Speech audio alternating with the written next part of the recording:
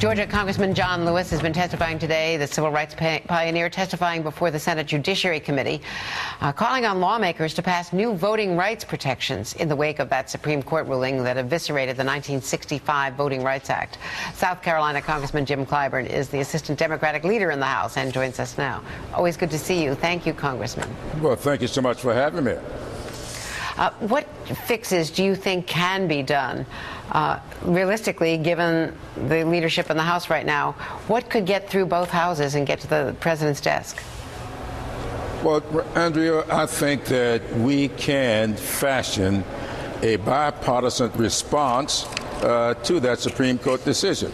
I think that John Lewis and Jim Sensenbrenner have worked together in a bipartisan way on this kind of legislation before. Sensenbrenner and John Conyers are very close friends, and hopefully they will take a look at the decision and the work that they did just a few years ago and maybe update it, because the Supreme Court seemed to be saying that there is still discrimination taking place. However, they think that the basis upon us reauthorizing the act was a little bit old and outdated. So I would like to see them update the data, because I think the data will still show that there are pockets in this country where people are resisting equity and fairness in the political process. And let's fashion a bipartisan bill and get it passed.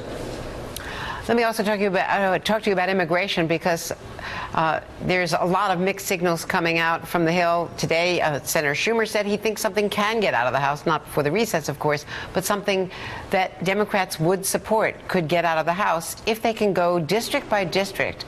This was Senator Schumer speaking on Morning Joe today. He said if they can go district by district to conservative Republicans who wouldn't necessarily support a path to citizenship, but would at least support letting a bill get to the floor, and then it could pass with Democratic votes.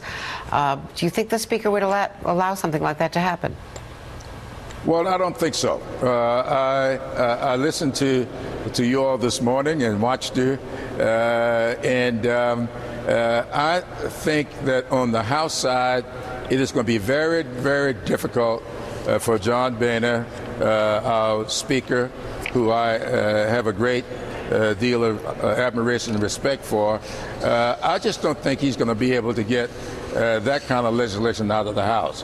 What I think we ought to do is, if the House refuse to do a pathway to citizenship and want to find a way to get to some kind of legalization, let's go ahead and pass what we can pass.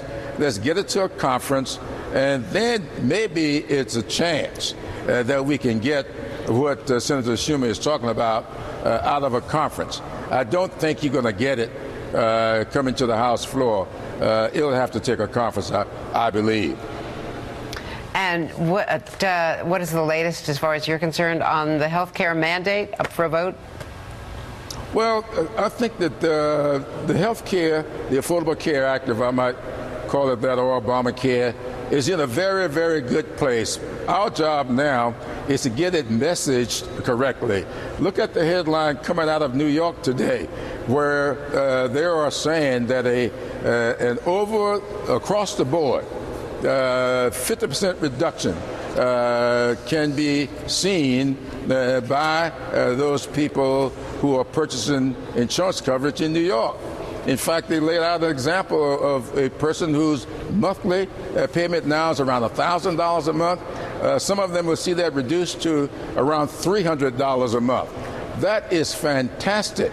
And I think that the president is going to have an event, I think at 11 o'clock tomorrow, where he will be discussing the amount of rebates that are now going to families, because one of the parts of the Affordable Care Act that nobody talks about is that 80% being plowed back into benefits for people or reimburse them for their premiums. So a lot of people are now getting rebates that they would not have gotten otherwise. When I say a lot, I'm talking about millions of people are experiencing these rebates.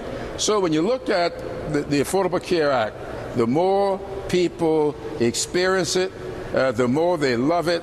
And what we've got to do is get people to understand exactly why you got that check from your insurance company. Because most people that I've talked to didn't know it was coming to them because of Obamacare.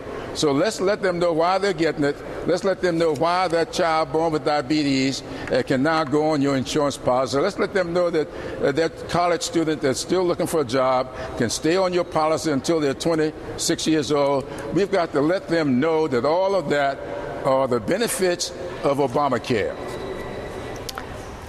Congressman Clyburn, thanks for being with us. Thanks so much. Well, thank you so much for having me.